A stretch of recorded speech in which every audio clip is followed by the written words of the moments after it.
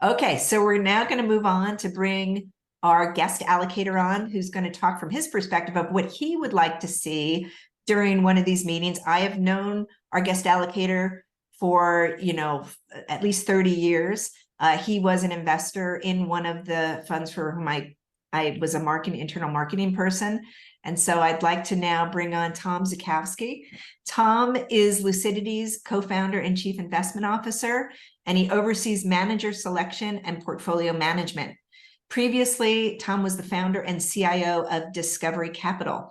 At Discovery, he created and operated the multi-strategy SMA business model he is now using at Lucidity. Over his more than 40 years of experience in alternative investments, Tom has had several roles at firms in hedge fund strategy due diligence, where he oversaw all institutional searches for hedge funds for clients, including CalPERS and Citigroup. So without further ado, we'll bring Tom on. Thank you. Thank you, Lisa and Holly. I appreciate it. Let me just say that I really listened to your presentation and made a lot of notes. So you covered pretty much everything there is to talk about. I can comment on some of those things. So I have been interviewing managers since the early 1990s. And I had my own hedge fund in the 1980s. So I've made lots of presentations. So I've been through thousands of presentations, and I have lots of experience. What I would say generally is that managers are not good presenters, but that's okay, because I'm not paying you to be a marketing guy. I'm paying you, or gal, I'm paying you to be a good portfolio manager. It's actually endearing if you're not a slick marketer. As the lady said, know your material. You have to be able to give, as they say, your elevator pitch. And I always say that if you can't tell me in 30 words what it is that you do, I'm not sure you know what it is that you do. If you're going to, as Lisa said, if you're going to drone on for 10, 15 minutes and not really get to the, what is your edge and what is your strategy, you're wasting my time and you're wasting your time. So there's kind of three things that you want to accomplish, getting back to the rule of three, in your presentation.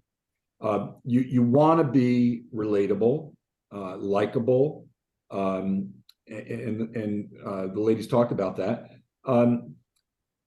It's, for me, it's kind of getting the other person to let their hair down.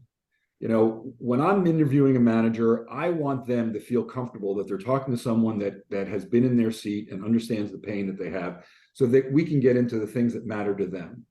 The same thing is true for the manager. I find, and if you haven't seen this already, you will, that a lot of people who sit in my seat think that it's their job to prove to you that they're smarter than you are. And whether that's true or not is irrelevant. What you really want to do is make them feel comfortable, get them to let their hair down and share with you what it is they're really concerned about, or what it is that they think about, what it is that they want from a manager. The second thing is that we're all busy, and don't waste my time. Make me feel like this has been a good use of my time, that I'm learning something that I didn't know before. And that's kind of the third point, which is, don't be salesy. Don't sell yourself to someone. As Lisa was mentioning, and Holly too, give me information I didn't have before. Make me smarter about your space, about your strategy. And then I'm going to feel like, wow, I really got something out of this meeting. And oh, by the way, let's talk about, your fund, or, terms or whatever. And it's kind of a backdoor into the sales pitch that you really want to make. So there's an old saw in sales that I really resonates with me, and it should resonate with you. And you should, I take notes. I took notes for this presentation. I got 2 pages of notes from what we've already been talking about. This is, for me, what is the essence of making a good and successful pitch.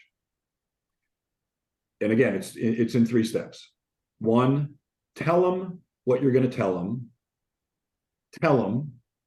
and then tell them what you told them. They were right. People don't have a long attention span. They can't remember things. They're only going to remember 1 or 2 things that you tell them. So make sure that you are succinct, that you're professional, but have it in your head. This is what I want to get accomplished in this presentation. Tell them what you're going to tell them, and then tell them what you told them. And of course, have those couple of things written down or in your mind that you know when, if there's nothing else that I want you to get out of this presentation, Mr. Prospective Investor, it's this or these 2 things.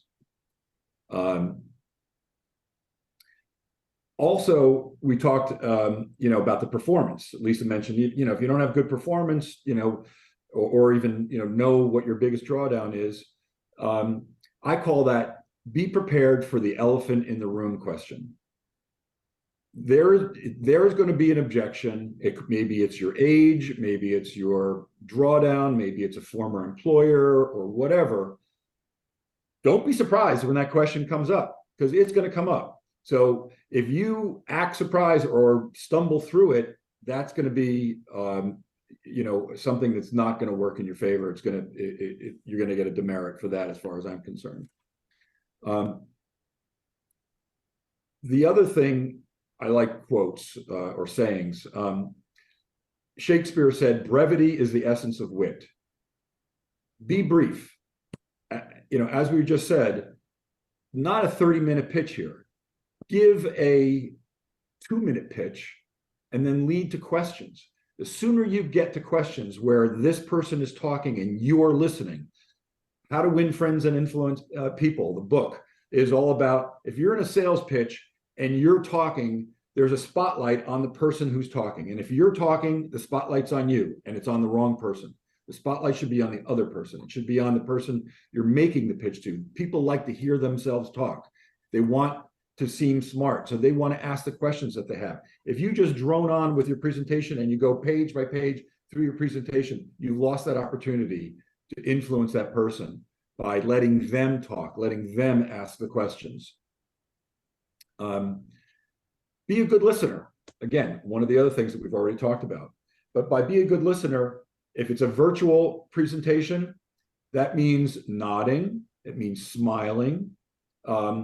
And by the way, eventually we're going to have to get in person. I'm not going to make an allocation to a manager just over Zoom. If you're in person with someone, give them a firm handshake, look them in the eye. Those things go a long way. But as far as being a good listener is concerned, demonstrate that you heard what they said. Repeat the question. Tell them, what you're asking me is this. Stephen Covey in the 7 Habits of Highly Effective People says, seek to understand before seeking to be understood. Ask those questions. What is it that you want to get out of this meeting? What are you looking for? I do blah, blah. Is that something that you're interested in? And again, practice your presentation so that you're ready for the inevitable thing that's going to happen you didn't expect. Be professional, dress professionally, look professional, mute your phone if you're on Zoom. Don't be distracted, be in a quiet place. And ultimately, you want to be authentic. Just be yourself. You're already a portfolio manager. Talk about what it is that you do, what it is that you love. And that's gonna come across to me as authentic, as opposed to, I have to sit here and think to myself, this guy's probably a better marketer than he is a portfolio manager. You don't want that. That's the last thing that you want. I have other notes. Tom, I want to jump in and ask you a few questions if it's okay. Yeah, please. Go. Okay, great. I would love to hear, what are some of your pet peeves that you have when you have a meeting with a manager? What are a few of your pet peeves? I would say absolutely. It's if they're distracted, if they're looking at their phone, if they're, looking at the markets, you've got, you said it before, be present. Presence is everything in making a presentation, in just being successful in life. So be present, be there for that person, and help them understand why they should be investing with you. Droning on, talking and not listening, giving a 2, 3, 4 minute paragraph soliloquy that you've now lost me, and now I'm thinking about, gee, I wonder what I'm going to have for lunch today. You talked about edge, and I think that is important. You got to know what your edge is, and you've got to say what your edge is. But the most important thing to me is your edge sustainable? Warren Buffett talks about, how are you taking money from Mr. Market? Mr. Market doesn't give up the money very easily. So how are you getting that money out of Mr. Market's hands? You got to know what the answer to that is, because if you don't know what the answer to that is, I'm checked out.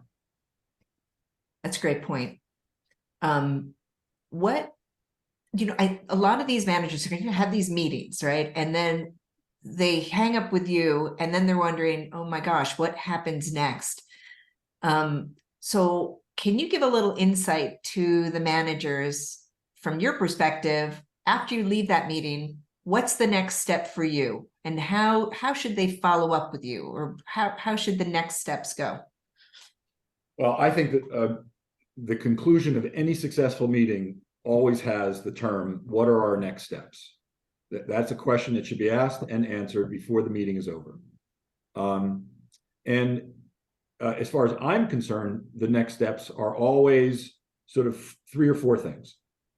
One is, I want all your materials. Now, it should be said, I don't invest in commingled vehicles. I only invest through separately managed accounts. So I want your marketing presentations, and I want your fund docs and your Form ADV if you're registered, et cetera. I may not invest in your fund, but at least I want to see how you present yourself in your fund, and know who your service providers are and all the rest of that. So number one is, I want all your materials, everything, just everything but the kitchen sink, as they say. Number 2, I would like a representative portfolio. Doesn't have to be today's portfolio, but it has to be a portfolio that would represent what I would have in my account with you. Because we have to show that to our prime broker and figure out what kind of leverage we're going to be able to get on that.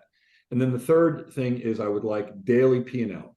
I want to see what your P&L is on a daily basis for as long as you have it. It could be maybe a year, it could be 5 years, I don't know.